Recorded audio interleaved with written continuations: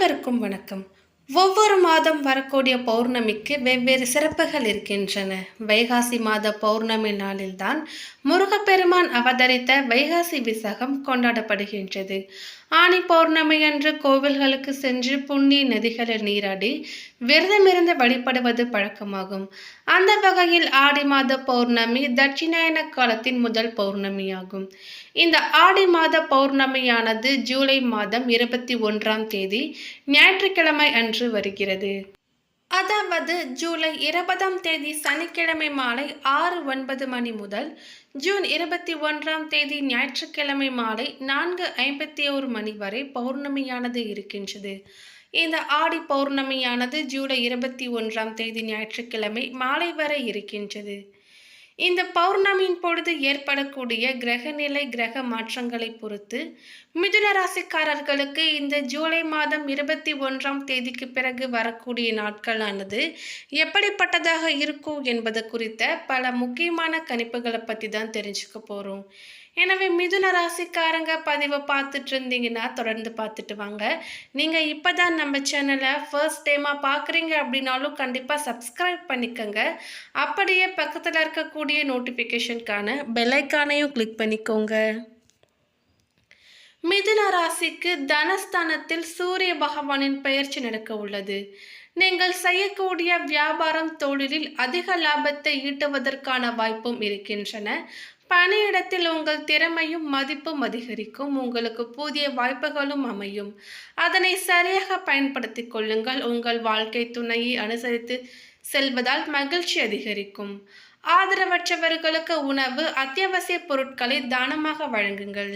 வேலை செய்யக்கூடிய இடங்களில் தேவையற்ற வீண் பேச்சுக்களை தவிர்க்கவும். திடீரென்று பணம் கிடைக்கும். நீண்ட நாட்கள் கிடைக்காமல் இருந்த பாக்கி பணம் வசூலாகும். சமயோஜிதமாக பேசி காரியத்தை சாதித்துக் கொள்வீர்கள்.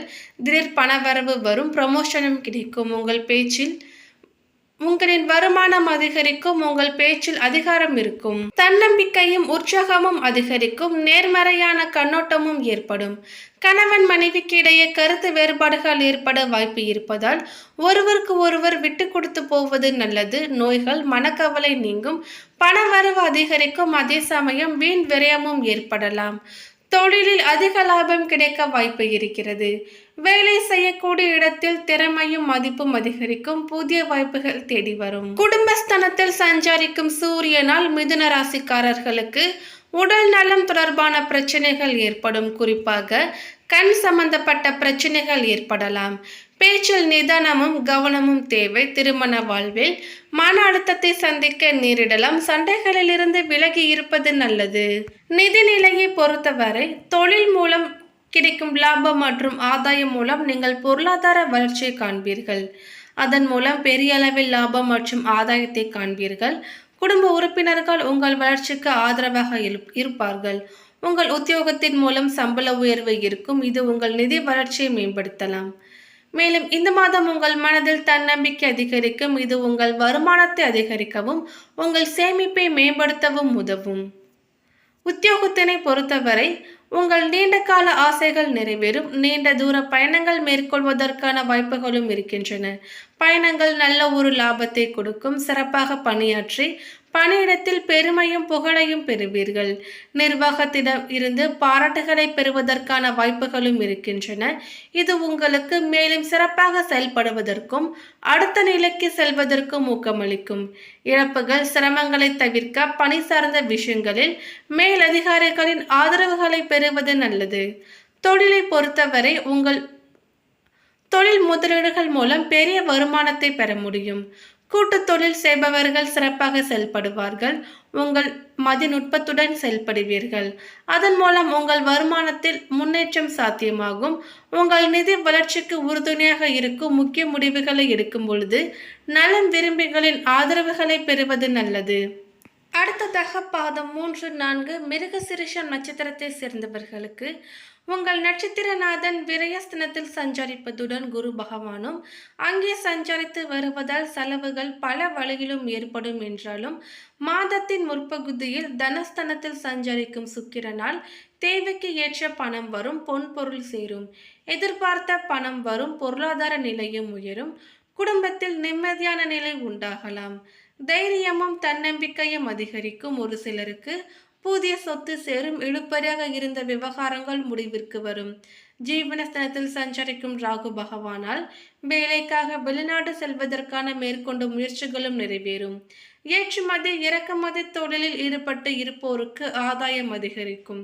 குருவின் பார்வைகளால் ஆரோக்கியம் சீராகும். அரசியல்வாதிகளுக்கு செல்வாக்கு உயரும். ஒரு சிலருக்கு எதிர்பார்த்த பதவி உயர்வு இடமாற்றம் கிடைக்கும். குடும்பத்தினர்களின் ஆலோசனை இந்த காலத்தில் நன்மையை தரும். பிறரிடம் பேசும் பொழுது வார்த்தைகளில் கவனம் அவசியம். யோசிக்காமல் யாருக்கும் எந்த வாக்குறுதிகளையும் கொடுக்கக்கூடாது. அதை உங்களால் இப்பொழுது நிறைவேற்றாமல் முடியாமலும் போகும். மேற்கல்வி பயிலும் மாணவர்கள் படிப்பில் அக்கறை எடுத்துக்கொள்வது நன்மையாகும். சந்திராஷ்டம நாட்கள் ஜூலை 21, அதிர்ஷ்ட நாட்கள் ஜூலை 23 மற்றும் 27, ஆகஸ்ட் 5, 9 மற்றும் 14. அடுத்ததாக திருவாதிரை நட்சத்திரத்தை சேர்ந்தவர்களுக்கு உங்கள் நட்சத்திரநாதன் ஜீவனஸ்தானத்தில் சஞ்சரிப்பதால் தொழிலில் இருந்த தடைகள் விலகும். பணியாளர்களால் ஆதாயம் அதிகரிக்கும். வெளிநாட்டு முயற்சிகள் சாதகமாகும். திடீர் வரவுகளால் சங்கடங்கள் விலகும். என்றாலும் தொழில்காரகன் சனி பகவான் வக்ரமடைந்து இருப்பதால் எந்த ஒன்றையும் யோசித்து திட்டமிட்டு செயல்படுவது நன்மையாகும். 3ஆம் இடத்து அதிபதி தனஸ்தானத்தில் சஞ்சரிப்பதால் முயற்சிகளால் உங்கள் வேலைகள் நடைபெறும். மற்றவர்களால் சாதிக்க முடியாதவற்றையும் நீங்கள் சாதிப்பீர்கள்.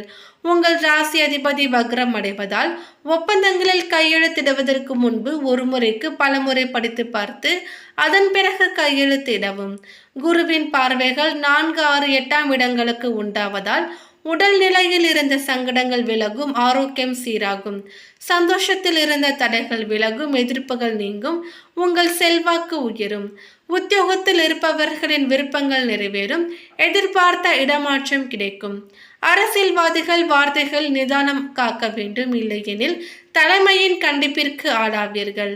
மேலும் சந்திராஷ்டம நாட்கள் ஜூலை 21 மற்றும் 22, அதிர்ஷ்ட நாட்கள் ஜூலை 22, 23, 31, ஆகஸ்ட் 4, 5 மற்றும் 13, 14. அடுத்ததாக பாதம் 1, 2, 3 புனர்பூசம் நட்சத்திரத்தை சேர்ந்தவர்களுக்கு விரயஸ்தானமான 12ஆம் இடத்தில் உங்கள் நட்சத்திரநாதன் சஞ்சரித்தாலும் அவருடைய 3 பார்வைகளும் உங்கள் வாழ்வில் வசந்தத்தை உண்டாக்கப் போகிறது. சுகஸ்தானம், சத்ருஸ்தானம், அஷ்டமஸ்தானங்களை குரு பார்ப்பதால் இதுவரை வேலை, அலைச்சல், சோர்வு என்ற நெருக்கடிகளை சந்தித்து வந்தவர்களுக்கு இனி நிம்மதி உண்டாகும். தாய்வழி உறவுகளால் ஆதாயம் அதிகரிக்கும். உத்தியோகத்தில் இருப்பவர்களுக்கு எதிராக செயல்பட்டவர்கள் விலகி செல்வார்கள்.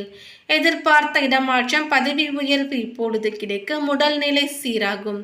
வழக்கு விவகாரங்கள் சாதகமாகும். அரசியல்வாதிகளுக்கு எதிர்பார்ப்பு நிறைவேறும்.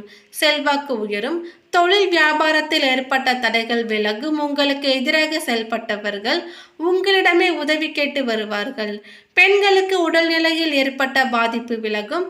வாழ்க்கை துணையுடன் இணக்கமான நிலை உண்டாகும். சிறு சிறு பிரச்சனைகளால் பிரிந்திருந்தவர்கள் இப்பொழுது ஒன்றிணைவார்கள். புதிய முயற்சிகளில் ஈடுபடுவதற்கு முன்பு நன்றாக யோசிப்பது அவசியம். வரவை விட செலவு அதிகரிக்க வாய்ப்பு இருப்பதால் செலவுகளில் சிக்கனம் அவசியம். சந்திராஷ்டம நாட்கள் ஜூலை 22, அதிர்ஷ்ட நாட்கள் ஜூலை 23 மற்றும் 30, ஆகஸ்ட் 3, 5, 12 மற்றும் 14. ஒவ்வொரு மாத பௌர்ணமியும் ஒவ்வொரு குறிப்பிட்ட நட்சத்திரத்தில் தோன்றும். அந்த வகையில் ஆடி மாதம் வரக்கூடிய பௌர்ணமி ஆடி மாதத்தில் வரக்கூடிய உத்திராட நட்சத்திரத்தில் ஏற்படும். உத்திராடம் என்பது சூரியனின் நட்சத்திரமாகும்.